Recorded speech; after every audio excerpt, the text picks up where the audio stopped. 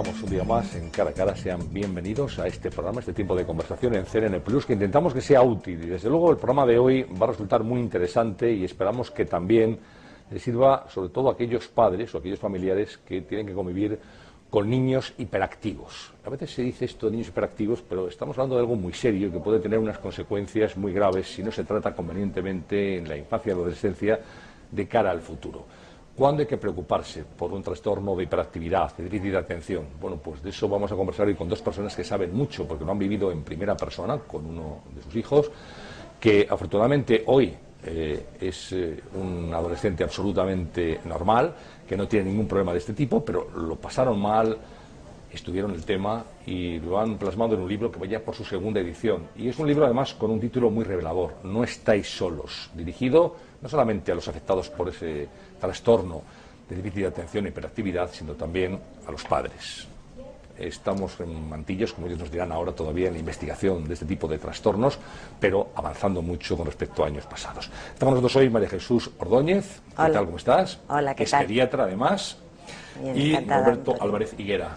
Bienvenidos. Buenos días. Y gracias por estar aquí y enhorabuena también por este libro y por la valentía de exponer un testimonio personal. Vosotros, aparte de otras cosas y de ser ya casi los mejores especialistas que podemos tener para hablar de ese trastorno, es que lo sufristeis con vuestro hijo. Pues sí, así fue. ¿En qué momento?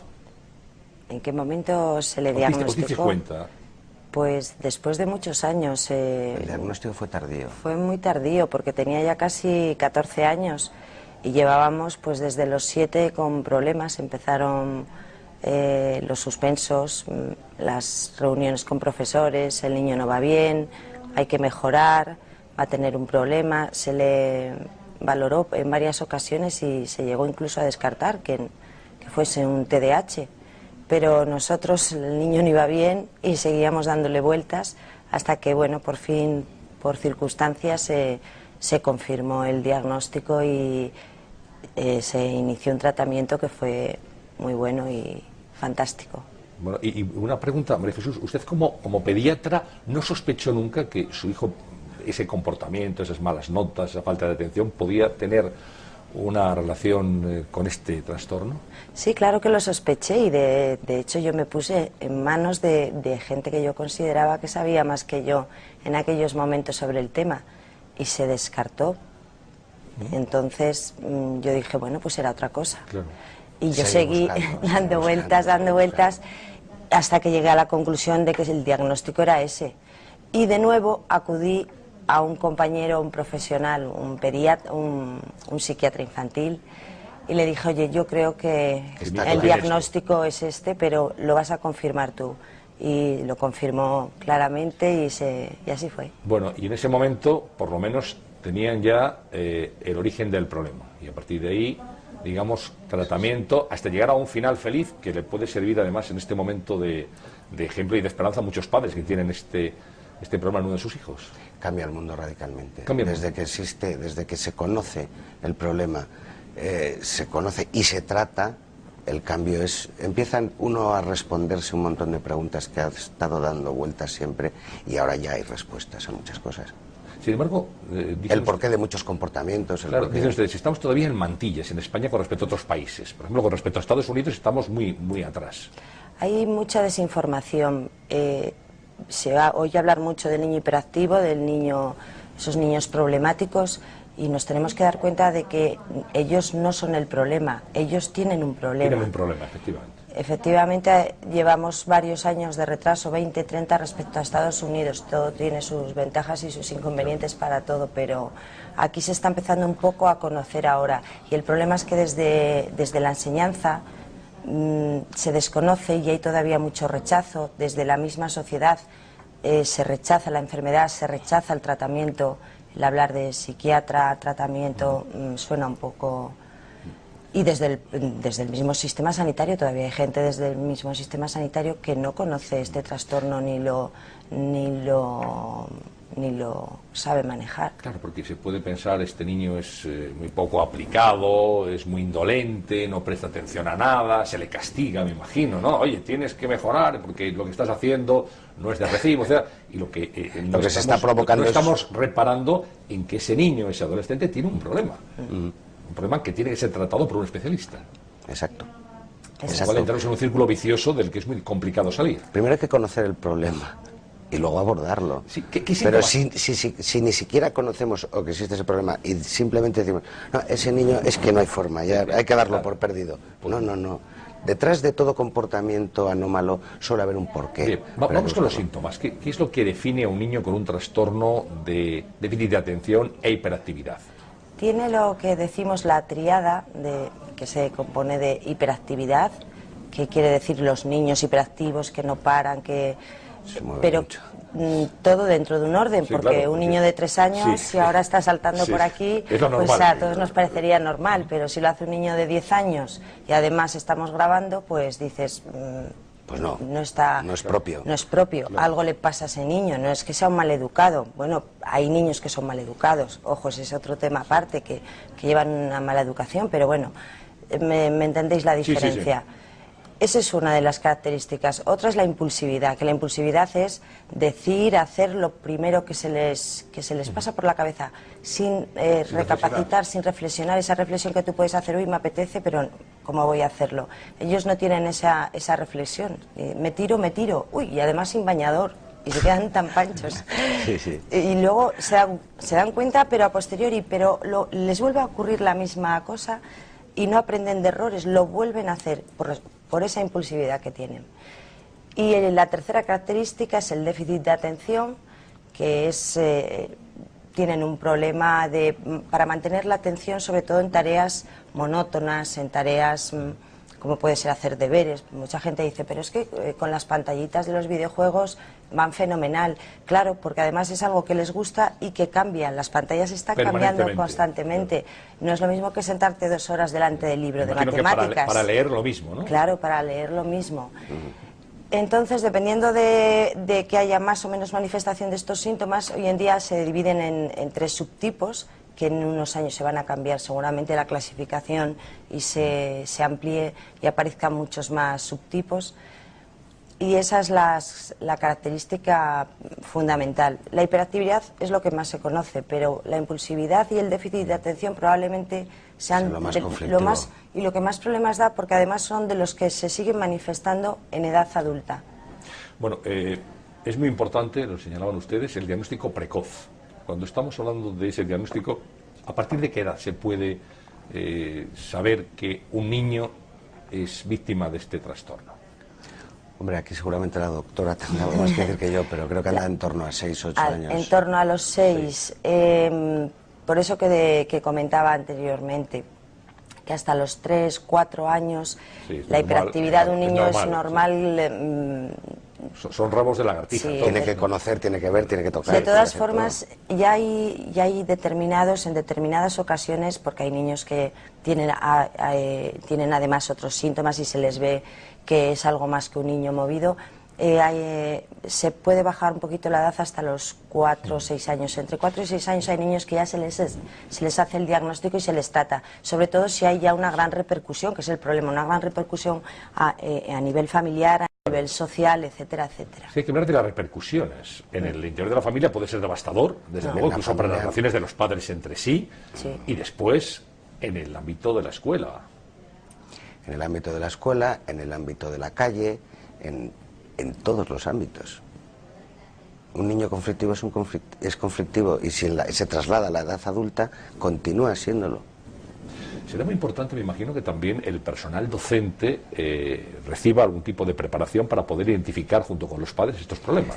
Todavía existe cierto rechazo por parte de la enseñanza, decir, con un cachete se arregla, cosas de estas que bueno, ya que vienen de cachetes antes. no. Bueno, ya no existe, ya no. Pero bueno, un castigo. Con un castigo no, y el castigo siempre es contraproducente. No, y de todas maneras hay gente que se empieza a mentalizar, pero es a modo muy pequeña parte. De forma personal, no porque vengan formados de las escuelas.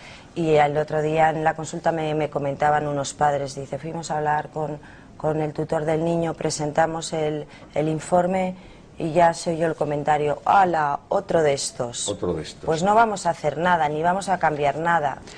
Y además con esas actitudes, pues poco... Yo creo que hay una labor además muy importante, como te comentaba antes, Antonio, estuvimos en el Congreso Nacional con el profesor Marina, y él quiso hablar con los pediatras, tenía la necesidad de trasladarles la problemática tan importante. El pediatra es atención primaria, es de la gente que ve continuamente a los niños, igual que los profesores, y hay que estar pendiente de ello y hay que formar a la gente. Estamos hablando de una enfermedad. El doctor Enrique Ortega García, que es psiquiatra, que les hace el prólogo del libro, dice que prácticamente no hay día que en su consulta no diagnostique al menos un caso de ese trastorno. Es decir, que estamos hablando de una prevalencia muy importante de trastorno. Se calculan ya de un 5 a un 10% de la población en los últimos estudios. 1 o 2 niños por aula. 1 o 2. Que como digo yo, hay veces que se juntan varios... si se juntan 4 o 5 en un aula, ya es la clase malísima. En un aula, pues tienes un aula catastrófica. Y luego tenemos, o hasta lo hemos tenido, al menos una dificultad, no nosotros, tienen los especialistas, y es que diagnosticar este trastorno, TDA, ¿no? Es como se... Sí, TDAH, que es como se denomina, es complicado porque no hay... pruebas de laboratorio como en otras enfermedades, no vale un análisis de sangre, vale una prueba. Ahora empieza a tratarse el diagnóstico por la imagen para esto, pero claro, es un diagnóstico fundamentalmente clínico.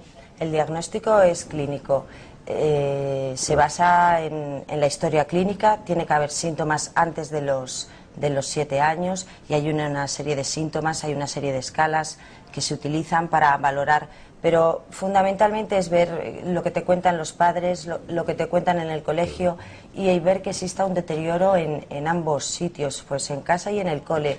Un niño que se mueve y que no pasa más, que es intranquilo, pues no es un niño con un TDAH, está claro. O sea, el diagnóstico es clínico, pero está basado pues en una serie de información y luego se utilizan una serie de escalas y valoraciones pues para ver efectivamente para unos criterios. TDAH, es como se escribe, trastorno, por repetir, de atención e hiperactividad. Digo, para que sepan los espectadores siempre de qué estamos hablando. Qué pena, ¿no?, que haya personas que digan, los pensarán algunos espectadores, dirán, esto es una tontería, esto lo ha habido toda la vida, anda, que ahora también lo que dicen los médicos, los niños rebeldes, pues se ha arreglado siempre con educación, con mano dura o con mano blanda, a veces así pasa lo que pasa, pero realmente el no reparar en que estamos hablando de un trastorno que tiene tratamiento es, aparte de una ignorancia supina, algo muy responsable.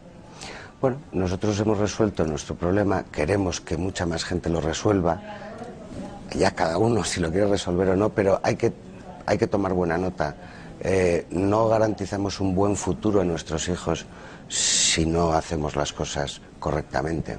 Claro, creo que los neuropediatras son los que están ahora mismo en punta de todo esto y son los que hay que informarse, y hay que hacer caso a la gente que sabe bastante más que nosotros. ¿Hay buenos especialistas en España? Hay buenos especialistas en España. Buenos, no muchos. No muchos, pero los hay. Y se está trabajando bien porque... No muchos que no sean buenos, sino que no hay muchos especialistas. No hay muchos especialistas. No, pero empieza a verlos y la gente pero está... son muy buenos. Sí, y además es gente que gente joven con muchas ganas de con trabajar. ganas de trabajar, porque es lo que hablamos. No solamente estamos hablando de resultados escolares, aunque, fíjate, se habla que el 40% del fracaso escolar, que hoy en día... hasta el ministro de Educación ha dicho que es una prioridad para este gobierno. Hasta el 40% está asociado a esto. Está asociado a TDAHs y trastornos del aprendizaje no diagnosticados a tiempo. Sí, a mí me imagino que se pueden confundir a veces, ¿no?, con dislexia. Sí, en primera fase puede ser se puede confundir y en ocasiones van asociados porque hay mucha comorbilidad en este trastorno. Entonces, ¿cuál es el secreto? Diagnóstico precoz e inicio de un tratamiento precoz. Y evitar todo lo que va a venir detrás. Bueno, ¿qué pasa si a un niño no se le trata adecuadamente? ¿De qué adulto vamos a estar hablando el día de mañana? Pues mira... Esa es la pregunta del millón. Depende del entorno donde ese niño se forme. Si tiene un entorno hostil, será un niño hostil. Si tiene un entorno amigable, cariñoso, con buen trato, no descalificando, porque en una sociedad tan competitiva, el no dar la talla depende de dónde te sitúes. Si tú estás en una familia, pues en una buena familia, que todos son médicos o todos son abogados, tal, oye, pues el niño no ha terminado la carrera, pues tal, bueno, pues que es un desprecio a muchos niños que valen para otras muchas cosas o que se pueden tratar. O sea, es que es terrible la mente de cada persona dónde puede llegar o dónde puede llevarlos. Lo que está claro es que hasta un 50% de los niños van a seguir con síntomas en edad adulta y un 20% de esos niños con sintomatología grave. Tú que en el libro has visto las cifras, estamos hablando de toxicomanías, de embarazos en adolescentes, de fracaso, bueno, y tráficos, abandono escolar, accidentes de tráfico. Sí, no, la responsabilidad de la sociedad, ¿no? Es que de la familia, del entorno educativo, de la sociedad en su conjunto. Sí, que mucha gente se cree que solo nos quedamos en el escolar. Porque pero estamos hablando, doctora Ordóñez, de una carencia de neurotransmisores. Está demostrado, esta es una enfermedad que se conoce desde hace más de 100 años.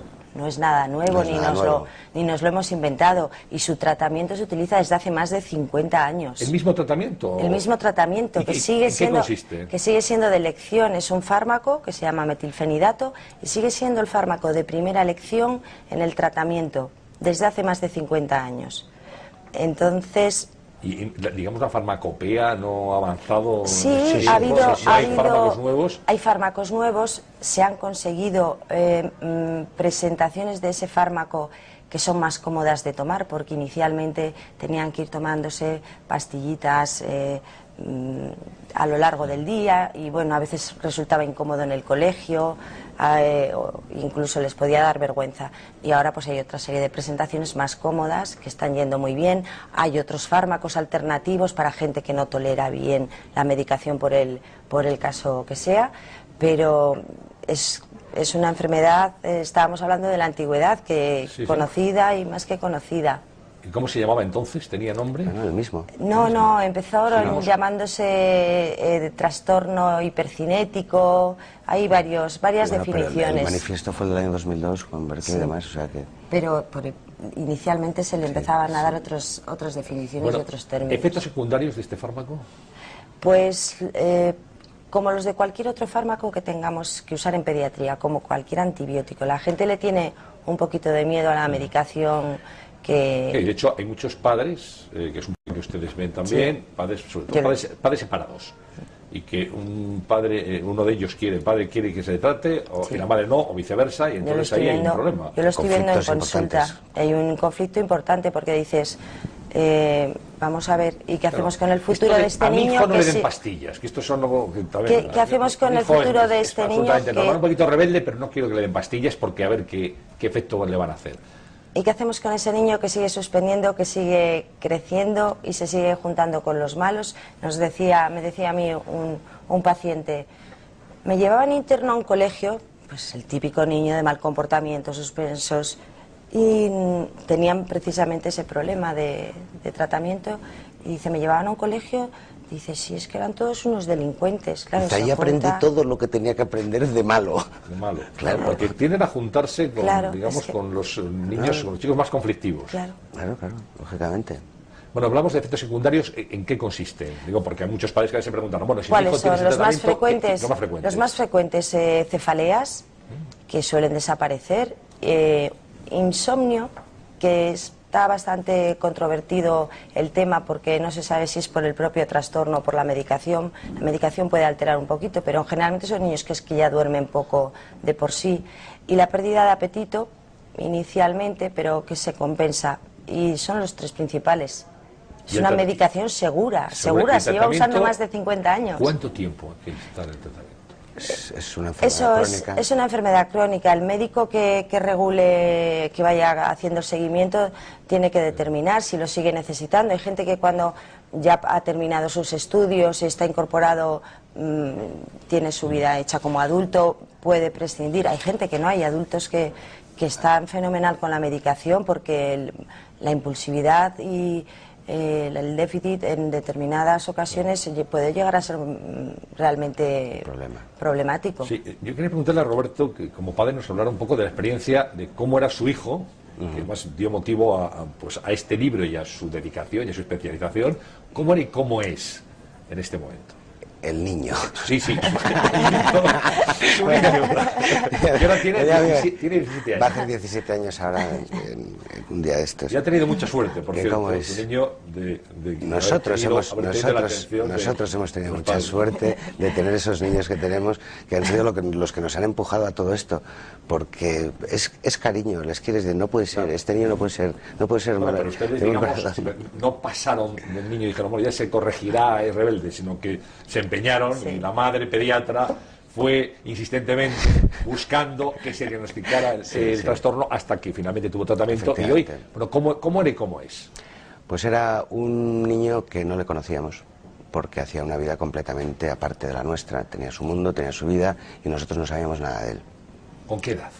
Pues con 7, 8, 9, 10, 11, 12, hasta los 14 años. No sabíamos, y nos estábamos perdiendo su vida, porque estaba adolescente ya y nos lo estábamos perdiendo. Ahora es un adolescente fantástico y divertidísimo. Es una cosa increíble. Que, o sea, ahora no reconoce a aquel... Sí, hablamos mucho de ello porque... Bueno, no digo usted, que le parecerá otra persona. Completamente distinta. Es una persona que tiene todas las oportunidades que él pueda buscarse para solucionar su vida, porque tiene opciones a ello. Antes no tenía opciones. O sea, el cambio es radical. Radical, vamos a ver, es como si a un diabético le negásemos la insulina. El diabético necesita insulina, se la pone. En estos niños está demostrado, es una enfermedad de origen biológico, existe un déficit de neurotransmisores, se los damos. Y entonces ya funcionan como un niño normal. Se normaliza. Que no queremos super... Sí, normal. Normal. Y que si estudian, estudian, si no estudian, suspenden. O sea, la es milagrosa. No es milagrosa, claro. Es así. Sí.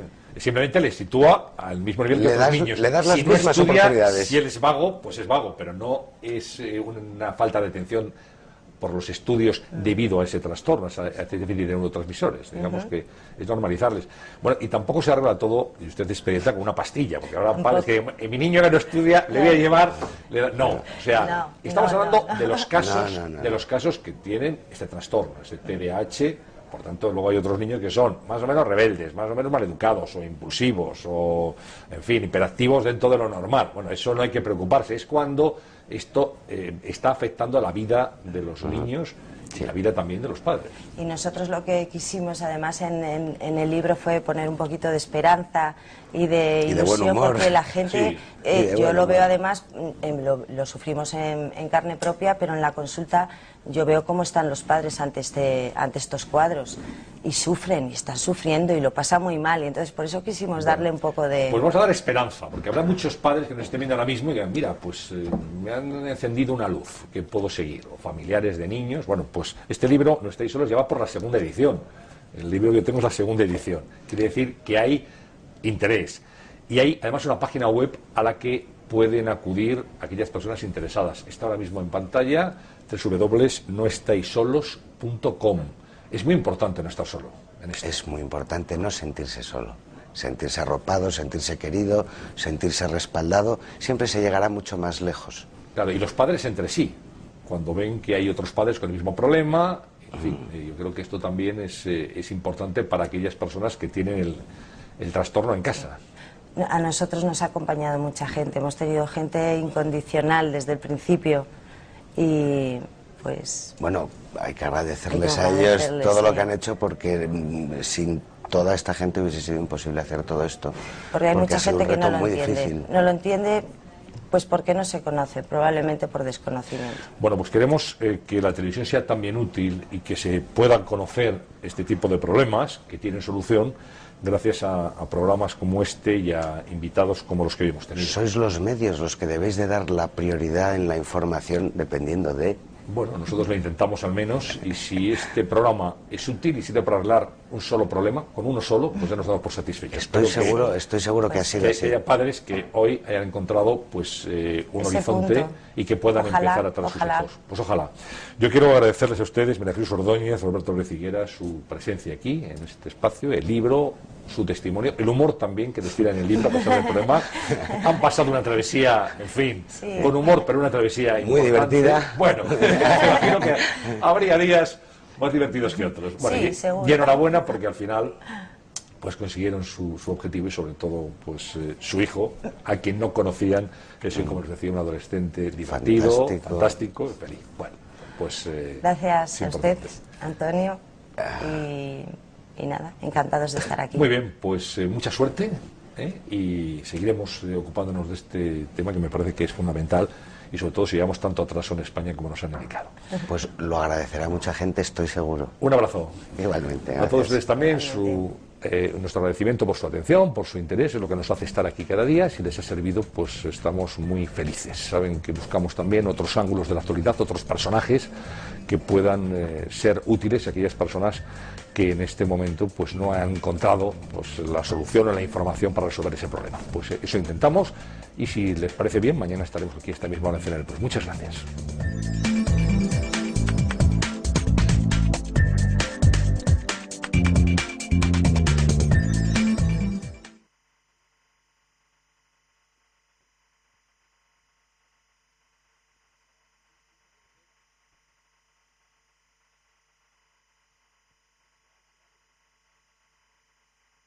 En primera persona con uno de sus hijos, que afortunadamente hoy es un adolescente absolutamente normal, que no tiene ningún problema de este tipo, pero lo pasaron mal, estudiaron el tema y lo han plasmado en un libro que vaya por su segunda edición. Y es un libro además con un título muy revelador, No estáis solos, dirigido no solamente a los afectados por ese trastorno de déficit de atención e hiperactividad, sino también a los padres.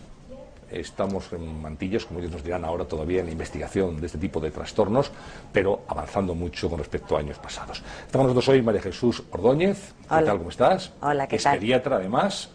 Bien, y encantada, Roberto Antonio. Álvarez Higuera. Bienvenidos. Buenos días. Y gracias por En ocasiones y se llegó incluso a descartar que fuese un TDAH, pero nosotros, el niño no iba bien y seguíamos dándole vueltas hasta que, bueno, por fin, por circunstancias, se confirmó el diagnóstico y se inició un tratamiento que fue muy bueno y fantástico. Bueno, y una pregunta, María Jesús, ¿usted como pediatra no sospechó nunca que su hijo, ese comportamiento, esas malas notas, esa falta de atención, podía tener una relación con este trastorno? Sí, claro que lo sospeché y de hecho yo me puse en manos de gente que yo consideraba que sabía más que yo en aquellos momentos sobre el tema y se descartó.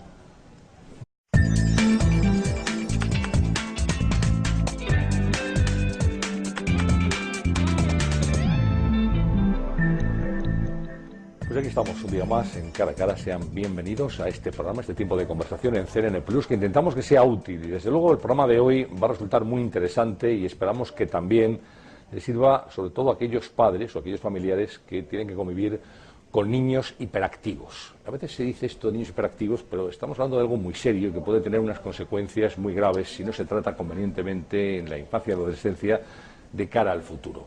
¿Cuándo hay que preocuparse por un trastorno de hiperactividad, de déficit de atención? Bueno, pues de eso vamos a conversar hoy con dos personas que saben mucho, porque lo han vivido. Entonces yo dije, bueno, pues era otra cosa. Claro. Y yo seguí dando vueltas, hasta que llegué a la conclusión de que el diagnóstico era ese. Y de nuevo acudí a un compañero, un profesional, un pediatra, un psiquiatra infantil, y le dije, oye, yo creo que el diagnóstico es este, pero lo vas a confirmar tú. Y lo confirmó claramente y así fue. Bueno, y en ese momento, por lo menos, tenían ya el origen del problema. Y a partir de ahí, digamos, tratamiento, hasta llegar a un final feliz, que le puede servir además en este momento de ejemplo y de esperanza a muchos padres que tienen este problema en uno de sus hijos. Cambia el mundo radicalmente. Desde que existe. Estar aquí y enhorabuena también por este libro y por la valentía de exponer un testimonio personal vosotros, aparte de otras cosas, y de ser ya casi los mejores especialistas que podemos tener para hablar de ese trastorno, es que lo sufristeis con vuestro hijo. Pues sí, así fue. ¿En qué momento? ¿En qué momento se le ¿Os disteis diagnosticó? cuenta? Pues después de muchos años. El diagnóstico fue tardío. Fue muy tardío porque tenía ya casi 14 años y llevábamos pues desde los 7 con problemas. Empezaron los suspensos, las reuniones con profesores, el niño no va bien, hay que mejorar, va a tener un problema. Se le valoró en varias